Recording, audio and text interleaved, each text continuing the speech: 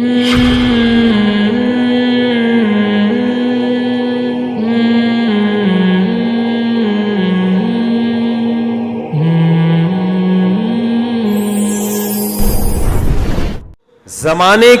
کی وجہ سے جہاں گنجائش ملتی ہے، علماء کہتے ہیں یہ زمانہ ایسا ہے کہ رزق کے حلال ہونے میں جہاں گنجائش کا پہلو ہوگا اس پہلو کو اس زمانے میں ترجیح دی جائے گی تاکہ لوگوں پہ رزق کا دروازہ بند نہ ہو. پہلے شدت تھی کیونکہ لوگوں کے پاس حلال دروازے اتنے زیادہ تھے کہ شدت اختیار کرنے سے فائدہ یہ ہو رہا تھا معاشرے میں برائی بالکل جڑ سے ختم ہو رہی تھی. اب شدت اختیار کرنے میں برائی ختم نہیں ہوگی، وہ تو پھیل چکی ہے. اب جو بیچارہ حلال کمانا چاہتا ہے اس پہ حلال کے دروازے کیا ہو جائیں گے؟ بند ہو جائیں گے. مثلا یوٹیوب کے آپ بول دو کہ مونیٹائزیشن حرام ہے تو کیا مطلب یوٹیوب پہ اشتہار چلنا بند ہو جائیں گے؟ ہے بھائی، بہت سے دینی چینل بند ہو جائیں گے. وہ کہیں گے یار ہماری جب اس سے ارننگ ہی نہیں ہو رہی تو ہم ویڈیو کیوں شیئر کریں. اس سے جو خیر کی بات ملٹی پلائی ہو کے پھیل رہی تھی وہ کیا ہو جائے گی؟ ختم.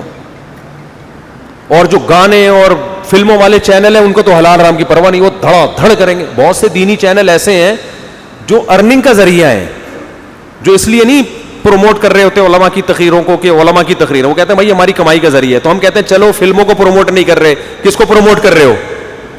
علماء کے بیانات.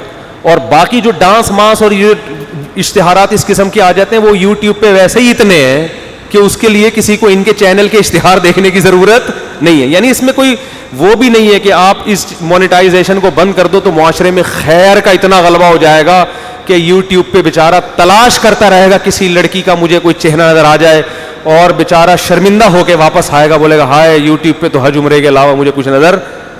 تو اب حکمت اور مصلحت کا تقاضا کیا ہے؟ بھائی اس پہلو کو ترجیح دو، اس پہلو کو نظر انداز کرو. کوئی اپنے طور پر تقوی کی انتہا کو پہنچے اور کہے نہیں بالکل نہیں تو بہت اچھی بات ہے. سمجھتے ہو بات کو؟ تو ایسے ہی ہے جیسے ہم ڈاکٹر ذاکر نائک کو مشورہ دیں کہ لیڈیز کو کمرے سے باہر نکال دو، یہ سب کو ادھر بٹھاؤ درمیان میں تمبو. کیا پتہ یہ ٹکٹکی باندھ کے بندہ آیا ہے میں ڈاکٹر ذاکر نائک سے توحید سیکھنے آ رہا ہوں اور اصل میں آیا ہوں اپنی سیٹنگ کے چکر میں. امکان تو ہے نا. ڈاکٹر ذاکر نائک بولے گا ابے تو تھوڑی دیر کے لیے اپنی اس فلسفے کو ایک طرف رکھ لے، جو دعوت پھیل رہی ہے نا یہ اس کا بیڑا غرق ہو جائے گا. تو چھوٹے فساد کو برداشت کیا جائے گا بڑے فساد سے بچنے کے لیے. اسی وجہ سے میری ایک ناقص رائے ہے کہ اس زمانے میں کم از کم جمعے کی نماز میں خواتین کو مسجد میں آنے کی اجازت دینی چاہیے. وجہ اس کی یہ کہ جب فقہا نے پابندی لگائی تھی اس وقت عورتیں کہیں بھی نہیں جاتی تھیں، گھر سے باہر نکلنے میں واقعی فتنے کا اندیشہ تھا. تو بہتر یہی تھا کہ گھر میں ہی پڑھے، کیونکہ شریعت میں عورت کے مسجد میں آنے کی ترغیب تو سرے سے ہے ہی نہیں. تو بھائی جب ترغیب بھی نہیں تو گھر میں رہو. اب عورت دنیا کی ہر جگہ جا رہی ہے. اب اگر آپ نے جمعے کا اس لیے کہہ رہا ہوں کہ اس میں بیان بھی ہوتا ہے، اب اگر آپ پابندی لگاؤ گے نا بیان کے، جمعے کی نماز کے بہانے بہت سی عورتیں بیان سننے آ جائیں گی. صرف بیان دیکھو یہاں ابھی کتنا مجمع ہے اور جمعے کو 10 گنا زیادہ ہوتا ہے کیونکہ نماز ہے. تو جمعے کی نماز میں ایک اٹریکشن ہے. تو اس لیے میری رائے یہ ہے کہ بھائی اب عورت کو جمعے کے دن مسجد میں آنے دینا چاہیے، کیونکہ اصل حکم تو یہی ہے نا اسلام کا. وہ تو ایک وقتی پابندی تھی. تو جب رسول اللہ صلی اللہ علیہ وسلم کا جو قول ہے کہ عورت کو مسجد میں آنے سے مت روکو، اس قول کو ہم نے تعویل کی اس میں کہ بھئی فساد زمان ہے. جیسے حضرت عائشہ نے فرمایا کہ نبی ہمارے زمانے کی عورتیں دیکھ لیتے تو پابندی لگا دیتے. تو امی عائشہ نے نبی کے قول کی تعویل کی نا کہ بھئی یہ اس صورت میں ہے کہ فساد کا اندیشہ نہ ہو. اب چونکہ فساد کا اندیشہ ہے تو اب پابندی لگ سکتی ہے. اسی بیس پہ امام حنیفہ نے بھی فتویٰ دیا کہ نہیں جانا چاہیے. تو میں یہ کہہ رہا ہوں کہ جب نبی کے قول کی تعویل کی جا سکتی ہے تو امام ابو حنیفہ کے قول کی تعویل کیوں نہیں کی جا سکتی؟ کہ بھئی انہوں نے روکا اس لیے تھا کہ اس زمانے میں نہ آنے میں فساد تھا. اب ہم نہ آنے میں آنے میں فساد تھا.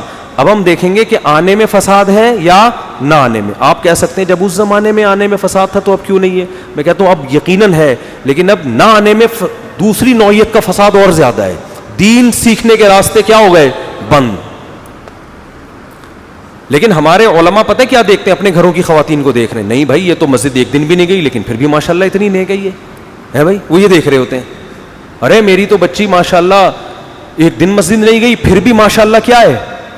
ارے بھائی آپ باہر نکل کے ان کو دیکھو گلی محلے میں جو رہتے ہیں آپ کالج یونیورسٹیوں میں جاؤ, آپ کو پتا چلے گا ابھی دوپٹے کا مسئلہ نہیں ہے, ابھی کلمے کا مسئلہ بنا ہوا ہے. مسجد سے لنک کیا ہو گیا, ختم. یونیورسٹیوں میں پروفیسر ان کو ایتھیزم سکھا رہے ہیں, الحاد سکھا رہے ہیں, لڑکے بے حیا بنا رہے ہیں. مسجد میں امام کی تقریر ایک ایسی چیز تھی جس میں ان کو اللہ رسول سننے کا موقع ملتا تھا, وہ دروازے آپ نے بند کر دیے. آپ کہہ سکتے ہو میڈیا سے ضرورت پوری ہو سکتی ہے. میڈیا بالمشافہ بیان سننے کا آلٹرنیٹ بولو نہیں ہے.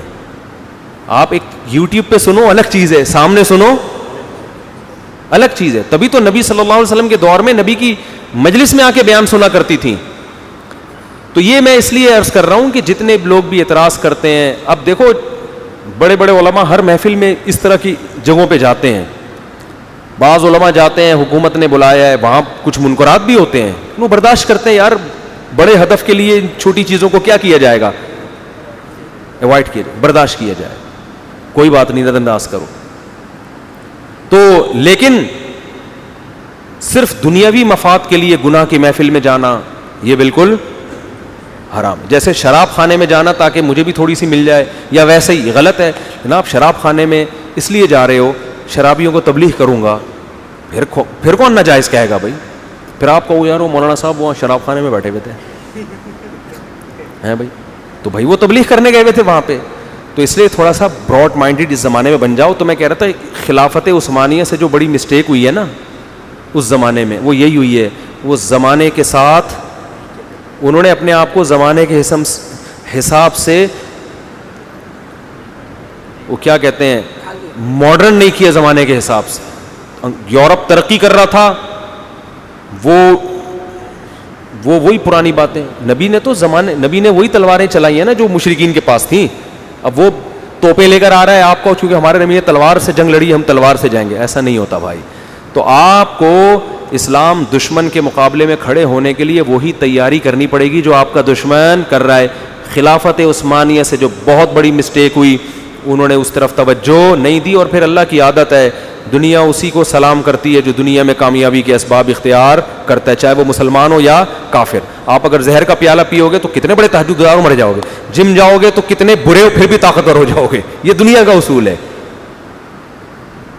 سمجھ رہے ہو, دنیا کا اصول ہے, یہ اللہ کا بنایا ہوا نظام ہے.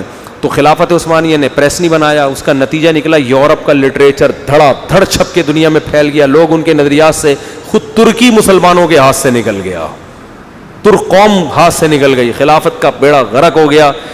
افسوس اس پر ہے, ہمارے ایک استاذ بڑی خاندانی بات کرتے ہیں, فرماتے ہیں کہ ہم لوگوں میں بڑی غلطی یہ ہے کہ ہم جو غلطی کرتے ہیں ایک تو اس کو مانتے نہیں ہیں, پھر وہی غلطی ہم دہرا کے جب شکست ہوتی ہے تو پھر اس شکست کو شکست نہیں مان رہے ہوتے, بلکہ اس شکست کو فتح مان رہے ہوتے ہیں. کیا مان رہے ہوتے ہیں یار, دیکھو لٹ گیا, دیکھا اللہ. مثال کے طور پر آپ کو منع کیا بھائی احتیاط کرو, اس گلی سے نہ گزرو, یہاں ڈاکو ہیں. اب آپ مذہب کا غلط استعمال کرو گے. یہ میں جزیہ بیان کر کے قانون سمجھا رہا ہوں, یہ ہر جگہ اپلائی ہوتا ہے. آپ کو کہا اس گلی سے مت گزرو, یہاں کون ہوتے ہیں, ڈاکو. آپ نے مذہب کا پہلے تو غلط استعمال کریں گے آپ. بھائی مذہب تو انسان سے خوف نکالتا ہے. اللہ کہتا ہے, اللہ ایسے تجوید کے ساتھ, اللہ یبسط الرزق لمن یشاء, اللہ جس کے لیے رزق بڑھانا چاہے, کسی کا باپ بھی اس سے روزی نہیں چھین سکتا. اور کیا ہے قرآن کی آیت, کیا وہ بڑی زبردست آیت ہے, وہ میں عاملوں کے خلاف پڑھتا ہوں. کیا ہے یار وہ آیت, اتنی دفعہ پڑھتا ہوں یاد نہیں آ رہی ہے, کہ وہ کون سی آیت ہے جس کے لیے اللہ رحمت کا دروازہ بند کر دے, فلا ممسک لہو, جس کے لیے اللہ رحمت کا دروازہ کھول دے, فلا ممسک لہو, کوئی اس دروازے کو بند نہیں کر سکتا. اور جس کے لیے اللہ تعالیٰ رحمت کا دروازہ کھول دے, مجھے آیت یاد نہیں آ رہی, کیا نہیں وَإِن يَمْسَسْكَ اللَّهُ بِضُرٍّ فَلَا كَاشِفَ لَهُ نہیں ہے, یا ایھا الناس, اتنی زیادہ پڑھی ہے میں نے یہ آیت پھر بھی نہیں آ رہی. خیر ترجمہ کر دیتے ہیں نا, وقت پر ختم ہو گیا ہے. فلا مرسل له من بعدی, ان یمسسک اللہ برحمۃ, اس طرح کی آیت ہے کہ یہ اس میں ہے سورہ فاطر میں. خیر اس کا مفہوم کیا ہے کہ اگر اللہ تمہارے لیے رحمت کا دروازہ کھول دے, دنیا کی کوئی طاقت اس کو بند نہیں کر سکتی, اور اللہ تمہیں نقصان پہنچانا چاہے کوئی نقصان کو دور نہیں کر سکتا. آپ نے کہا اگر اللہ چاہے گا تو کسی کا باپ بھی میری جیب میں ہاتھ نہیں ڈال سکتا. پہلی غلطی مسلمان سے یہ ہو رہی ہے کہ آیت کا کہاں استعمال ہو رہا ہے؟ غلط استعمال. سگریٹ پی رہا ہے, کسی کا باپ بھی کینسر, موت ایک دن متعین ہے. اگر میری موت متعین ہے, ٹرک کے نیچے بھی آ گیا تو نہیں مروں گا, سوری اگر نہیں مرنا ابھی مقدر میں, اور اگر مقدر ہے تو بھائی کچھ بھی کر لو, اونٹ پہ بیٹھے ہوئے آدمی کو کتا کاٹ لیتا ہے. یہ فی نفسی بات درست ہے, اس کام کے لیے یہ دلیل درست نہیں ہے. تو آپ کیا گلی سے گزر رہے ہو, یہ دینداروں کا, ہم جیسے نالائقوں کا یہ حال بن چکا ہے ابھی. اور یہ مرض دینداروں میں زیادہ نظر آتا ہے, یہ نظریاتی بیماری ہے. گلی سے گزرتے ہوئے کیا ہوگا, منع کیا بھائی نہیں, آپ کو یہ توکل کے خلاف ہے, اتنی احتیاط کہ اس گلی سے پہلے موبائل یوں رکھو, اور یہ توکل کا تقاضا یہ ہے کہ اللہ, آیت الکرسی 3 دفعہ درود شریف اول آخر پڑھ کے پھونک لگاتے ہوئے چلے جاؤ. آلتو جلالتو آئی بلا کو ٹالتو 11 دفعہ. ہم بچپن میں ایسے ہی کرتے تھے, آلتو جلالتو آئی بلا کو ٹالتو. ہمیں یہ بتایا ہوا تھا کہ جب بھی کوئی بلا آئے نا, کوئی مصیبت آئے, تو آلتو جلالتو آئی بلا کو ٹالتو 11 دفعہ پڑھ کے پھونک لگا دو. تو ہم یہ اکثر اپنے ایک ٹیچر کے بارے میں پڑھتے تھے, بہت سخت تھے, وہ مارتے بہت تھے, آلتو جلالتو آئی بلا کو ٹالتو. تو آپ نے اول آخر 11 دفعہ درود شریف پڑھ لیا. او بھائی وظیفہ ہے تو بعد کی چیز ہے, پہلے احتیاطی تدبیر ہے, نہ جاؤ اس گلی سے, تھوڑا گھوم کے چلے جاؤ. تو پہلا فالٹ تو یہ ہے کہ آیتوں کا استعمال کیا ہو رہا ہے؟ غلط. پھر جب گئے اور لٹ گئے, پٹ گئے, جیبیں خالی ہو گئیں, اب کیا ہوگا؟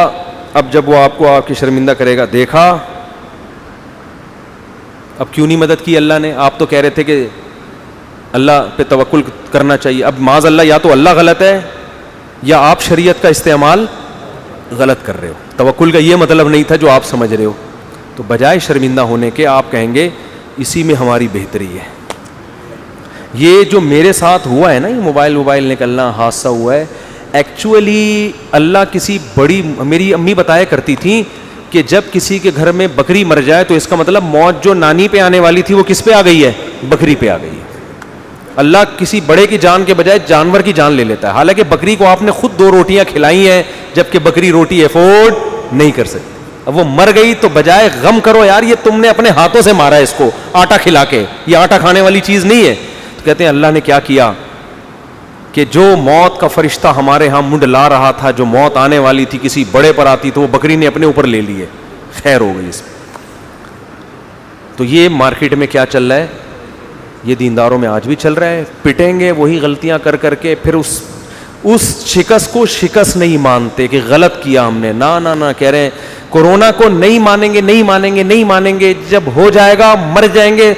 موت تو مقدر میں لکھی ہوئی تھی, اچھا ہو گیا, بہت ہی الحمدللہ خوشی ہوئی سن کے آپ کے ابا کا کرونا سے انتقال ہو گیا.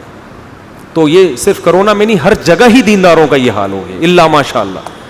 تو یہ جب انفرادی سطح پہ ہوتا ہے تو انفرادی سطح پہ لوگ پٹتے ہیں, جب یہ حکومتی سطح پہ یہ غلطیاں ہوتی ہیں تو پھر لمحے خطا کرتے ہیں اور سزا صدیاں. خلافت عثمانیہ نے یہ خطا لمحوں کے لیے کی ہے اور صدیاں اب سزا پا رہے ہیں. مسلمانوں کی ایسی حکومت بن نہیں پا رہی ہے. تو آپ یہ مسٹیک نہ کیا.